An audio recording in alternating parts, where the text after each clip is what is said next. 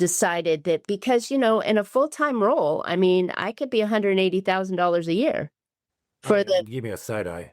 What was that? right. Well, you're nudging that number. And just what is that position?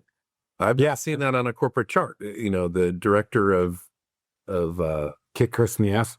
unscrambling the egg. I don't know. I mean, Unscrambling the egg. That's fantastic. I think that's my new, no longer business growth strategist, but unscrambling the egg. Unscrambling the You got to have the on the end. that's right. Or the ist on the end, right? Unscrambling the eggist. But, when you think about it, so my role very closely aligns, but not completely, totally aligns with a CFO. Okay. So a CFO is seeing the strategy, making the change, but most often today's CFOs are more in the controller role and the accounting space. Not so much strategist. Yeah. So they're dealing too much with the numbers and they're missing the big picture of the company. But yeah. So driver of growth is the unscrambler of the egg or eggist. I think that's the title of this podcast. Marcia Riner, the unscramble your eggs. Unscramble your eggs. No, let's not do that. Let's go with eggist. I think eggist is that, because we want to be inclusive. Egg her, that's bad. Egg him, worse. No, we're with egg her.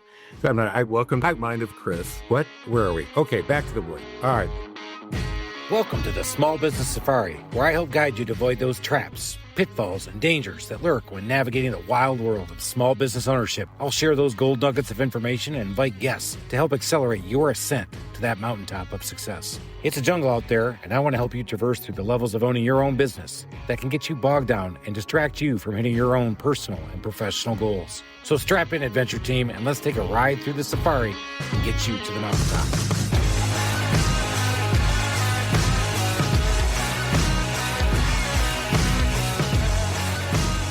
It's all about me, though, Alan. You know that. Come on, everybody. Oh, my God. Are you guys in the truck? Are you listening? Like Stock Orbit. It's time, baby. It's time to get out there and let's have some fun with this. Let's have a good time figuring out how we can get better at business. But before we do that, Alan, that's right. Here in Atlanta, we have a little tradition like none other that is just a mere 2.5 hours away from us. And that's called the Masters. And that's at Augusta National. You want to talk about a brand. What a brand they have built.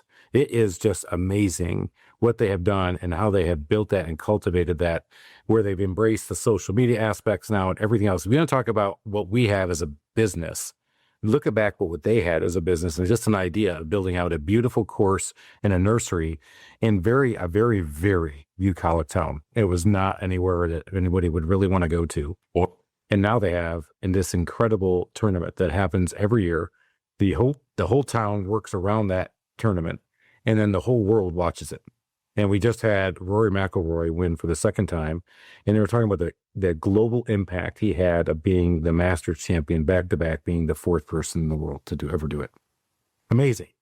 But well, and what's so amazing to me about the brand, when you talk about it, I hadn't really thought about it that way, but they hold their guests to high expectations, but not higher than they hold themselves. The expectations that they have for themselves are just absolutely elite. And when you come in, you are treated as a guest and a patron. Yeah. And you have an experience like you do not have in any other sporting event. And they don't take advantage of you financially in any way, even though my buddy just got his lottery ticket punched and went to the Saturday round. He spent $1,700 in the merchandise shop. Know it. I know, but he spent $1.50 on a pimento cheese sandwich and $5 for a beer. And it's an experience like none other. I mean, when you talk about your Ritz-Carlton experiences over the years, I have. It's like that. And that's exactly where I was going with that brand. Why do they build that brand? It's because of the lore of the people who've been there. And you and I both been there. And I've been there now 5 times. And I really don't need to go back because in my head, in the lore, and I just had our IT professional who's been on the podcast go for the first time ever. And I pumped it up so high to him. I said, did I pump it up high enough? He goes, it even exceeded that. I said, I know. Because of everything we just talked about. They call them patrons. You can put a chair down. Nobody ever moves your chair.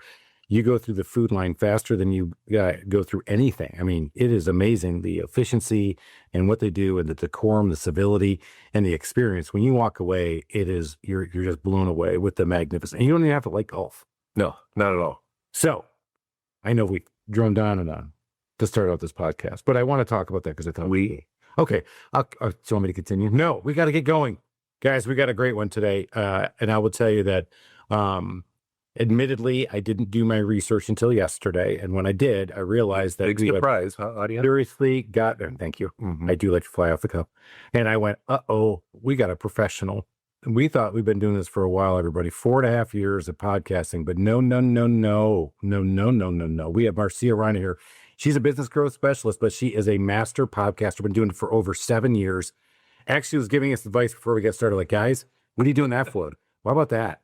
Hey, you can still be funny, but man, you guys got to have better sound. Here, let me fix this for you. So, Marcia, welcome to the show. Thank you. You've already made us better. Thanks so much. And I'm sitting here going, the Masters. Yeah, let's talk about that.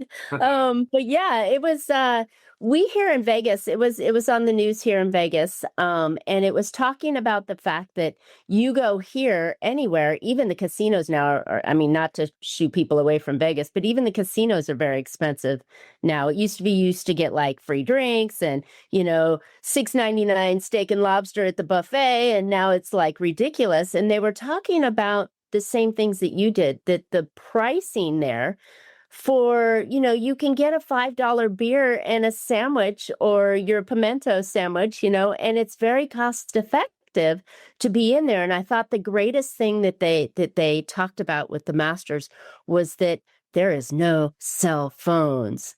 Right. Like none. No cell phones. And my friend talked about that after going. I did the download with him after he went. He goes, it was weird just leaving your cell phone behind. He goes, for a little while, he goes, it was awesome. You were just so engaged. That's it. When we think about our own businesses and we can, draft this in that direction, what is the customer experience, right? What do they experience when they come to your HVAC, your plumbing company, your roofing company? What's the experience that customer has by working with you? We all know that there are significant amount of choices that the consumer has these days. And when they come to you, hopefully it's not an emergency service only, but when they come to you, what is the experience that customer has? Now, that's not what we designed talking about today, but I put that back to you. How can we make a master's experience for your customers? And then when you have that master's experience, can you charge that $1,700 for stuff? Or are you charging the $5 for a beer, right? We can then decide how we price our offer because we've created this experience that separates you from Joe Schmo down the way. Better said than I could have said it. And that's exactly where I was going. Yes, that was a great lead in. Marcia had no idea we were going to wrap into the Masters, but I'm like, oh yeah, I'm holding this one out until we get on the airs. So Marcia, in a little bit, maybe just kind of your main job. We talk about having a number of different jobs. With one of the podcasts, we talked about, hey, Chris, how many companies do you have? I said, well, I have 4. But your main deal is helping people in business find profit opportunities, get out of that stall. Talk a little bit about what you do and how you help people. Yeah, I'm a big thinker. First of all, can I ask this big, huge, looming question before I forget it, as you just took a sip of your bourbon? What do you drink? So today we're drinking Woodford Reserve. Today we're sponsored by Woodford Reserve, which Chris refers to as maintenance bourbon. That is a maintenance which I bourbon. think is a slap in Woodford's face. You know what? But it's so smooth. I'm a bourbon. I'm a rookie. I've had a couple of friends teach me how to bourbon really well. I don't necessarily like the rye so much, but when we go in, so I'm a Costco fan. And so Costco only releases it every once in a while. They're small batch bourbon, and I just bought a bottle on Saturday. So I haven't cracked it open yet. And for $20, it's a beautiful bourbon. And I'm like, dang. Uh-oh. Yeah, so guys, we've ended the podcast. I'm gonna be back. I'm on my way to Costco, everybody. Hang on a second. Let me go grab the bottle, right? Oh my gosh, that's awesome. Well, see, it's only 1:00 my time here in California, in Vegas. That I couldn't logically, crack open the bottle and think I was going to do anything else fun for Vegas. That is part of it. I say, but every time I'm out there for the football, our annual soiree to the Raiders game. No, we come out for the NFL division weekend, so we can watch 8 games. But by 1:00, I'm already well into the. Yeah, but this is working, right? When you come out and socialize, you can drink. But yeah, so no, Woodford Reserve is very nice. So thank you, and that was my burning question that I was, dying. Beautiful. I love that you asked that. We'll definitely take you through the whole run of it. So I would love to say I coined that phrase, but one of the guys that came on the podcast.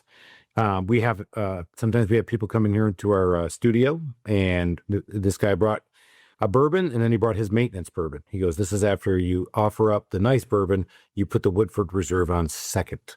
That's his maintenance." But that wasn't what he said. That's what I did because I'm big balling it. I'm tonning it, Alan. Woodford Reserve. Woo! There's nothing wrong with it. It's nice. It's a nice bourbon. Wonderful. It's the official. I can drink. Yeah, I can drink $70, $80, $100 bottles, but then after the first glass, they don't taste the same. So the Woodford will taste the same as they do after a glass or two. So yes, 100% Woodford Reserve. Your maintenance bourbon.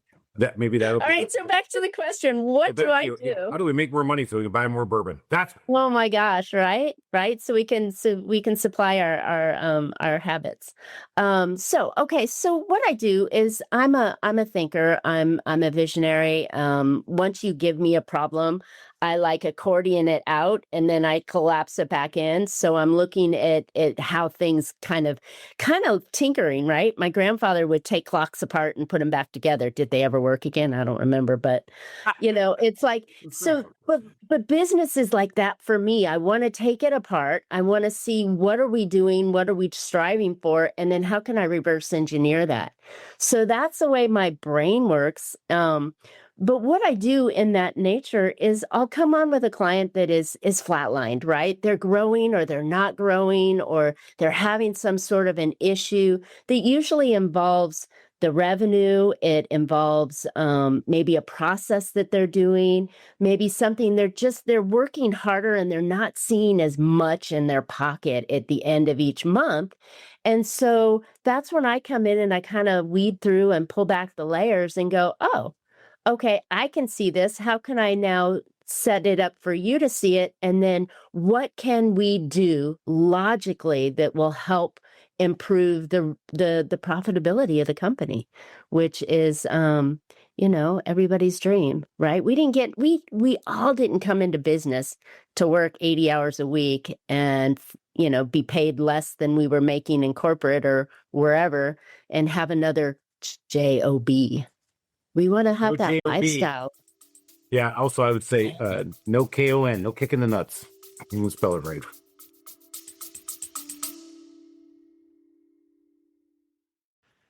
Hiring the right people shouldn't feel overwhelming. At Smart Hire Solutions LLC, they take a smarter, more human approach to hiring. Smart Hire Solutions helps you get the right candidates, carefully vets, presents only the best fits for sales roles, lead technicians, key team members, in home services, construction, and many more. No resume pile nightmares, no wasted time. Today's labor market is tough to navigate, and having the Smart Hire Solutions LLC team on board makes it smooth sailing. Founder Tina McKenna brings decades of real-world experience, not only in recruiting, but in marketing. She runs this thing like a business that's involved with you. Check out their fresh approach at yoursmarthire.com. That's yoursmarthire.com. Or connect with Tina McKenna on LinkedIn. That's Tina McKenna with Smart Hire Solutions, LLC, yoursmarthire.com. Well, I wouldn't say that, but if that's what you say, have at it. Now, I got the impression looking at your website that you swoop in when you got an entrepreneur whose business has taken off and they've kind of gotten to the point where they're maybe a little out over their skis. Huh? And that's the sense that I got. And I think a lot of times what happens is you've got a solopreneur who is really good at what they do, and then it starts growing. But then, you start hiring people, and you have to have a sales department, and then you've got to have HR, you've got to have all the different, and they don't have that experience to have that sort of structure. And so you backfill the framework. Am I close? That's absolutely one of the angles that comes on. Like I said, when we start our business, we didn't strive to have that job. We wanted the freedom and lifestyle of it. But what happens is we're all a bunch of control freaks, right? So it's like, oh, I can, I can, Sorry, I can do this better. What many of us are. Yeah. You're a control freak, Chris. You need to listen. Yes. So for those of you that aren't watching this and then are listening, Al just pointed to Chris. So, but yeah, it's so the control issue comes in often, and have to be able to guide the owner founder into letting go and stop being that bottleneck that they become in the business, and try and get that flow going through.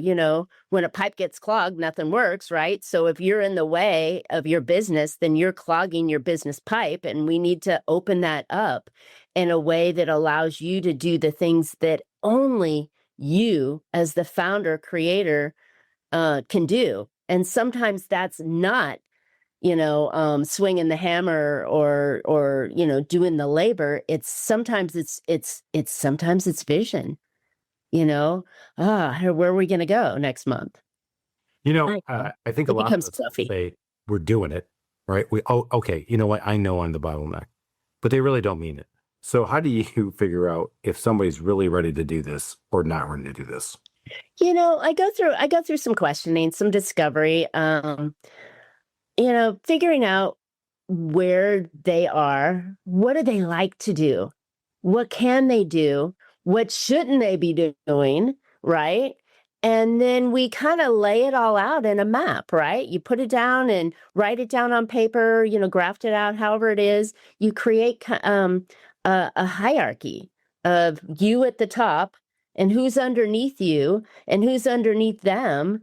And it's not in the VP and managers and little people role, but it's in tasks.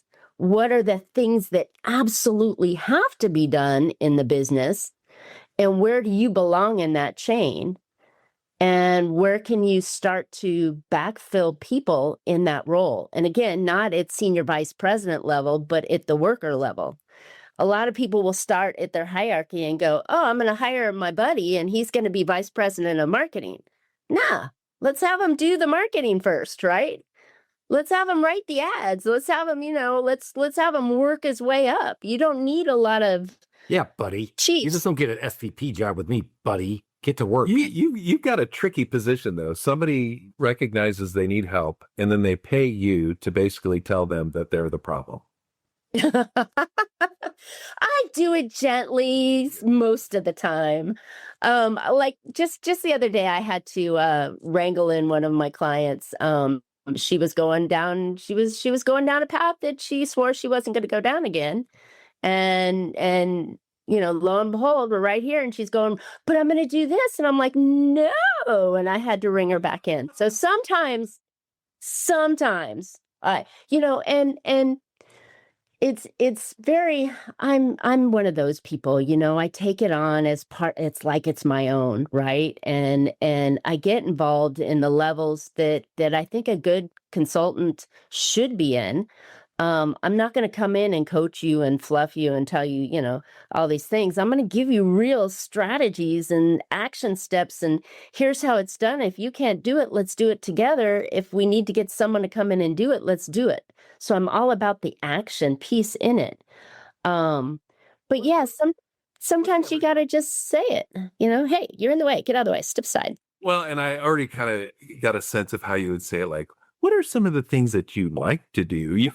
So you can kind of nudge them into that direction. But what size company do you typically work with? My companies are already in momentum. I am definitely not making the cash register ring for the first time. most likely they have a good product market fit already.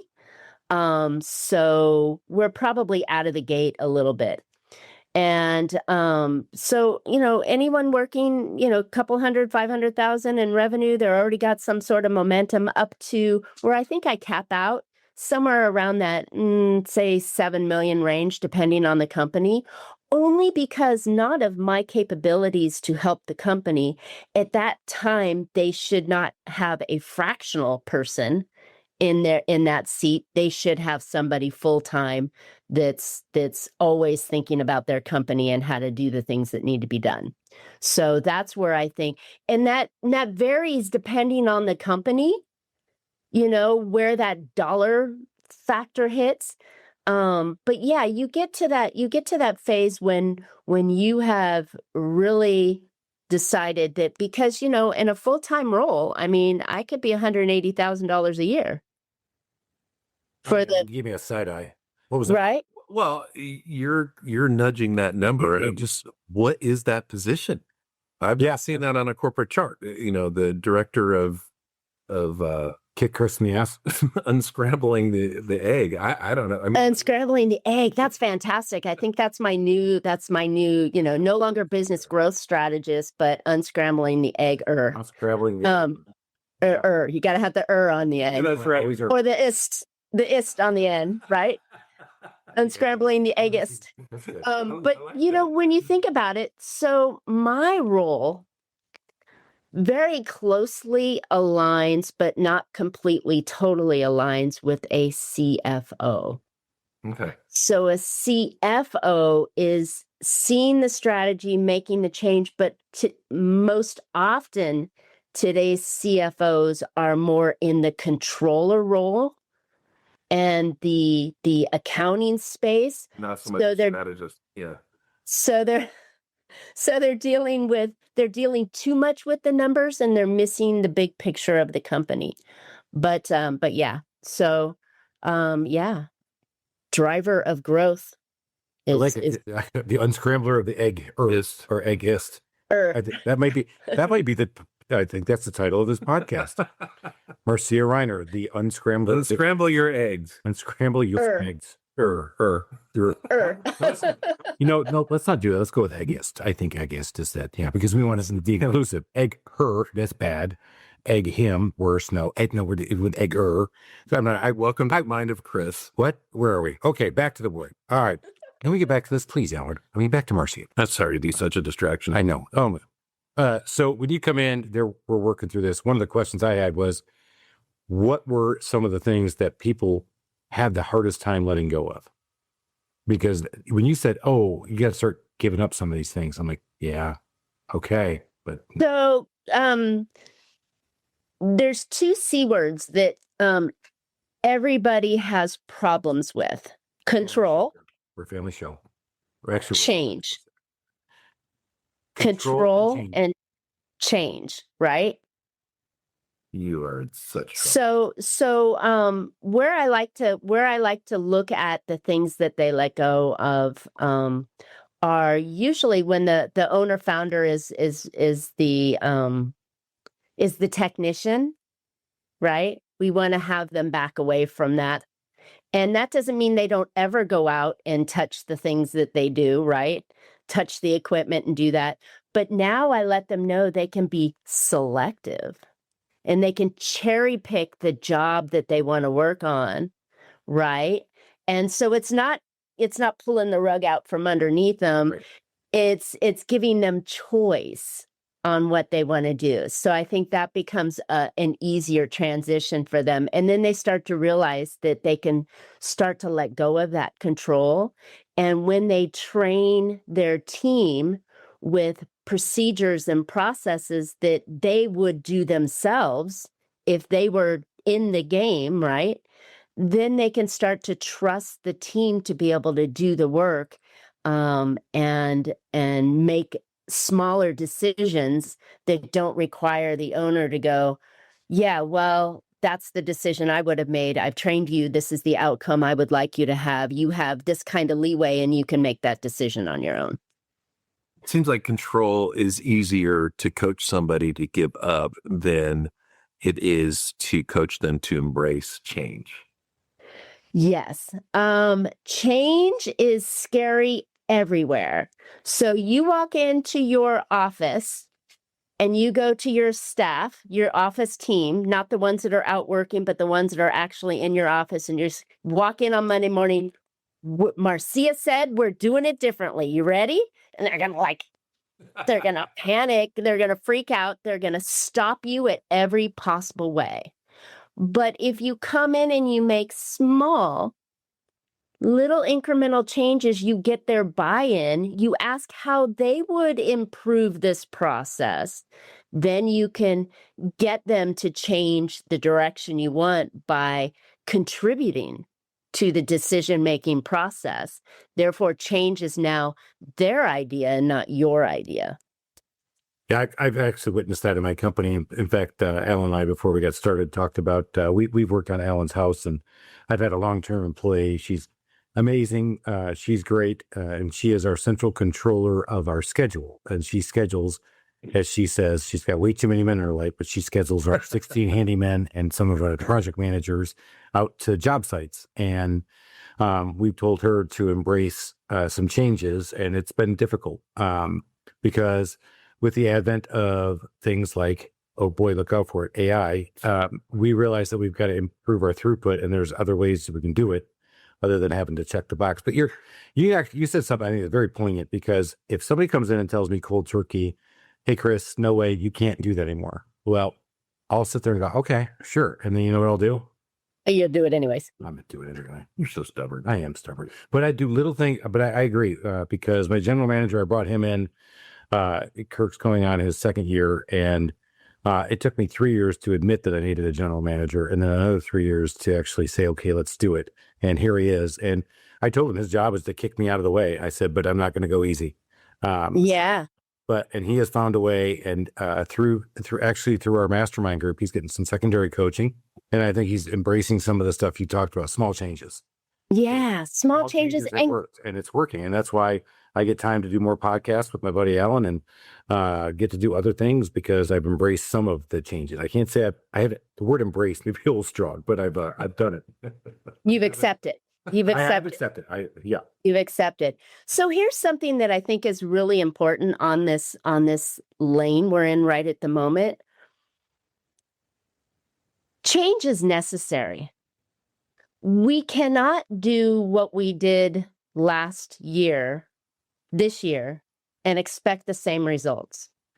So we constantly, this is one of the growth levers that I pull with clients frequently, is innovation. And it can be internal innovation or external innovation. But looking at internal innovations would be a perfect example of your scheduler, right? And how she's doing it her way. And maybe there's a process that can be done that could streamline her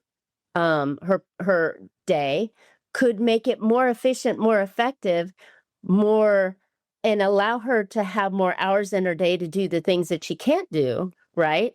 And so that kind of innovation is incredibly important. And now, due to those two letters that you just, dropped the bomb on, AI, you have to do it. It's no longer of should I or maybe, you have to. So AI is a very important thought developer, right? You can sit down with your scheduler and say, what is the current SOP that you do? How do you do your day, right? Then together you put it into AI and say, how can I improve this? Right? And then she starts to buy in. She starts to go, well, I could do that. No, that wouldn't work. Okay, well, let's do the first one, right? And so that kind of innovation is really essential, because what you're doing now is you pay her X dollars an hour, right? And it takes her 8 hours to do it. But what if she could do the same job in, say, 6 or even better, 4 hours, right? Which frees her time up to not be fired and let go, but to now say, what would you like to add on to your plate for those remaining 4 hours that I don't have to hire somebody else for, but now you become more valuable contributor to the company, where it's harder to let you go now, right? So there's ways of shifting the mind on that. But as we look at our business, that's how we can stream the profitability.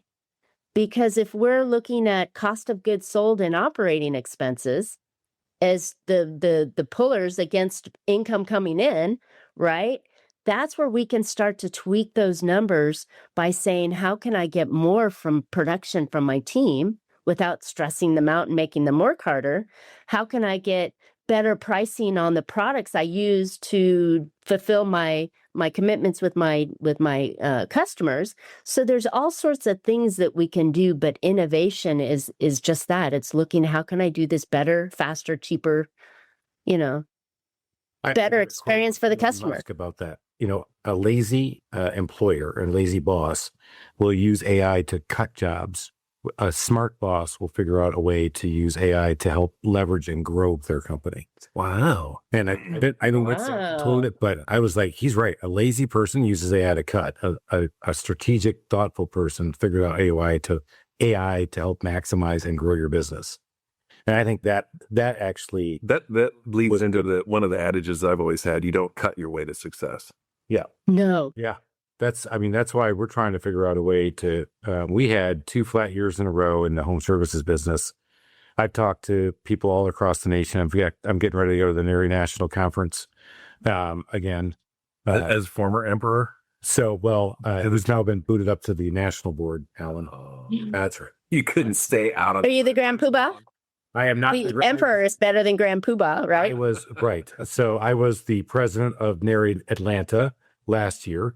And now I'm moving on. Thank you. She's bowing. She does know how important this is. See, Alan, it is a big deal. Can you virtually kiss the ring? Right, please. And he hates it when I bring out the crown. I have the scepter. I can remember the code. Doesn't like it. But pedals are annoying. But you talk to people nationally, it's been tough, right? Been a tough year. And so one of the things, actually, one of the guys said is like, was AI going to make my job better? I was like, well, as a matter of fact, it's going to make all of our jobs better. They can't replace us working on homes, because they need us in the home to do the jobs. What we need to figure out a way to do is figure out a better way to do things and set our own guys up for success. And so it's exactly. This AI is a disruptor. It's a wave. I had another great analogy given to me. AI is like TV. And if you go back and read the historical around TV, when it was first brought out, what did they say?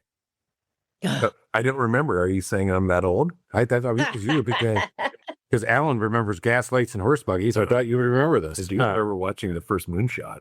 Do you really? Yeah. My dad pulled me out of the yard and he's like, quit playing, watch this. You're going to thank me later. And he was right. Yeah.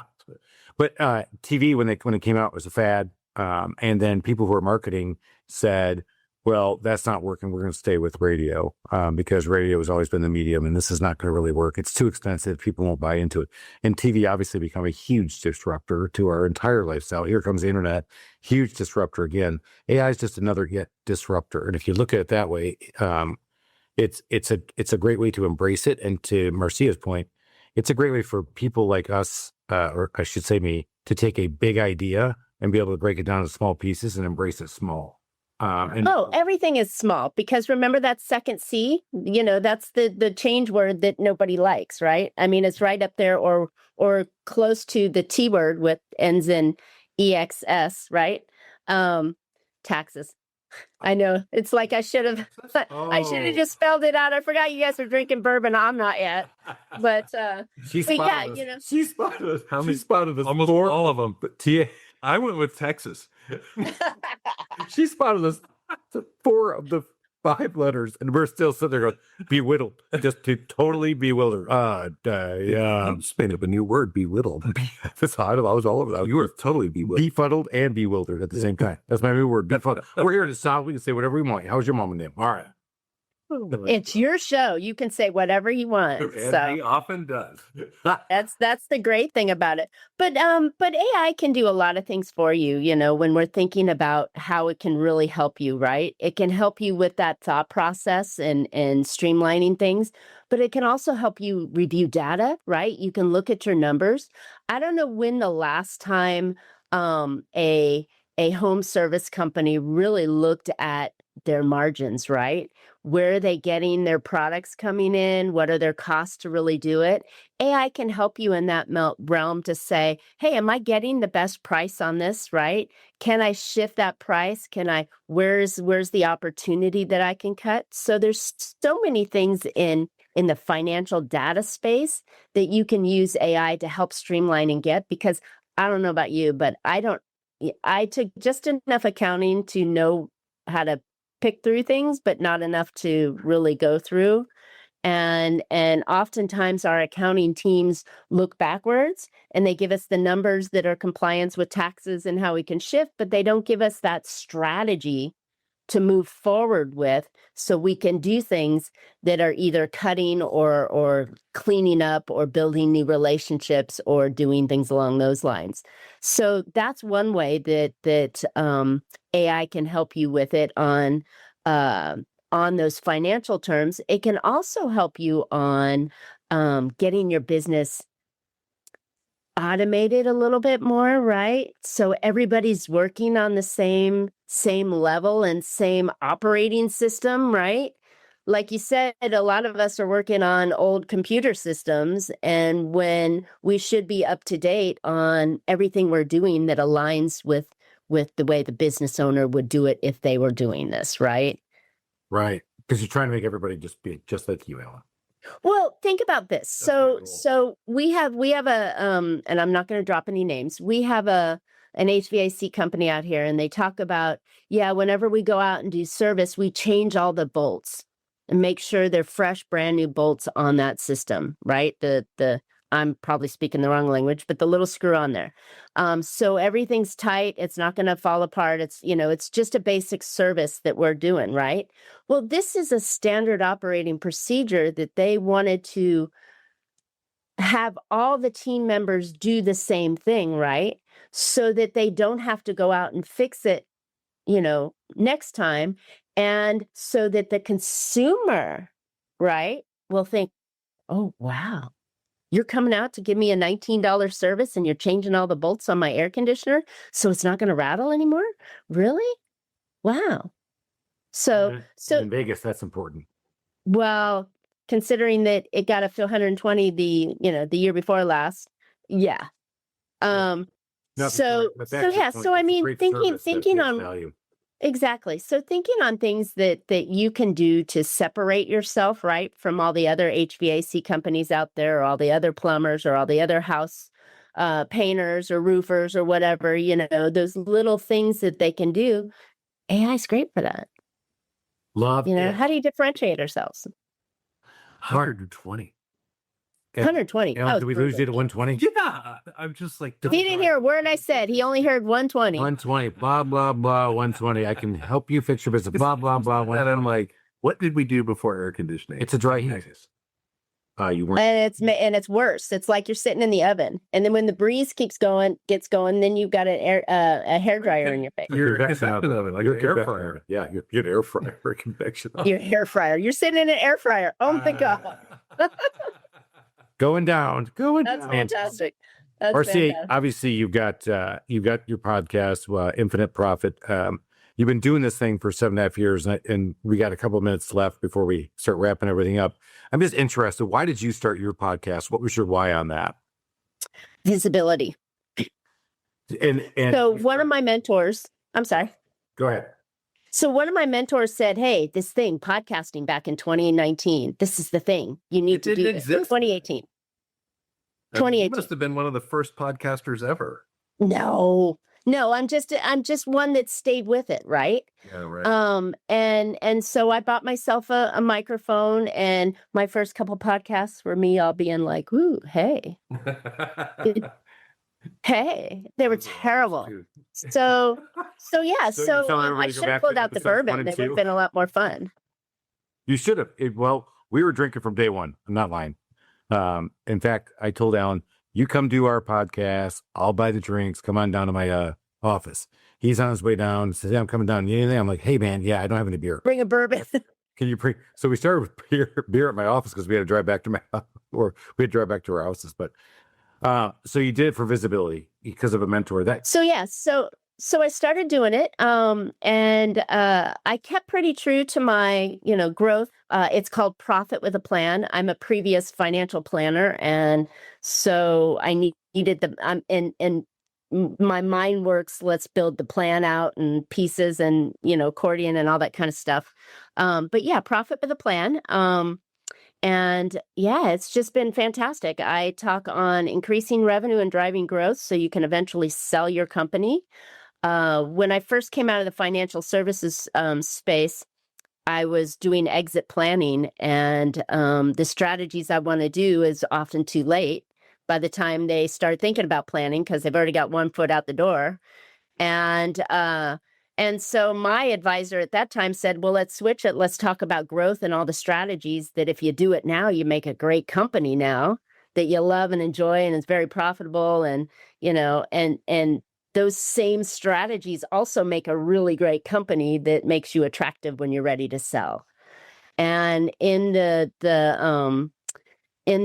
home services industry, that's a perfect combination, right? Because these are very good sale opportunities because you have a client list, you have a service that you're performing, and it can go on forever. It's always needed. Somebody has a house or a place somewhere that needs repair or upgrades or improvements or, whether they're selling or whatever. So there's always this need. We'll always have a house to live in. So there's always going to need to be home services in there fixing them. So these are companies that we should look at making strong today and attractive for tomorrow so that when you do exit and it's on your terms, whether it's to junior, the competition, your partner, an M&A, someone who just wants to come in and flip it and turn, right? Or even mesh it with a whole group of services, which are very common these days in your industry, that you're ready and you can get the maximum value, which could be 3, 4, 5 times revenue, right?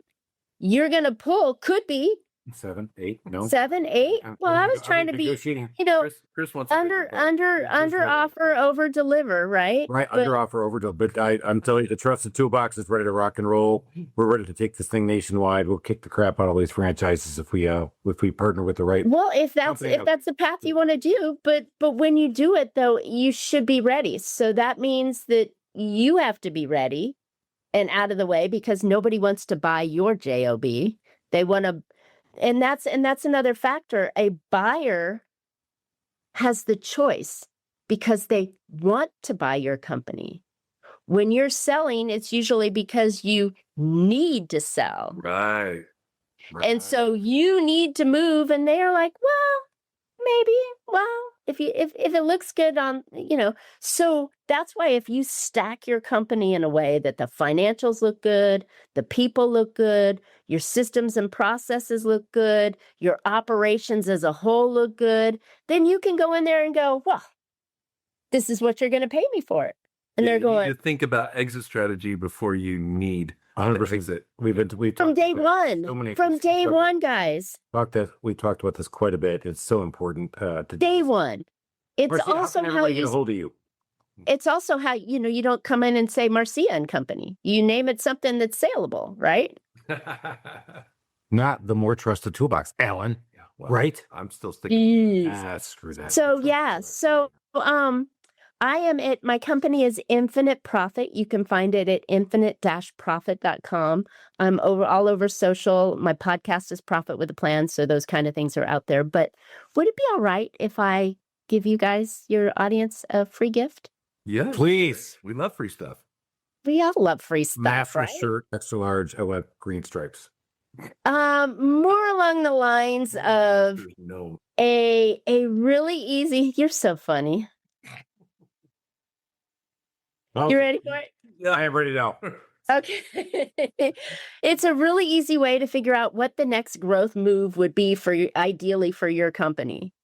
And so I've got this automation and this process that if you take and answer 8 questions that you ought to know already, and you put it into the system, it's going to give you an assessment and rank you and tell you what the next growth move, the next 3 growth moves would be perfect for you and your situation and what you could do with them.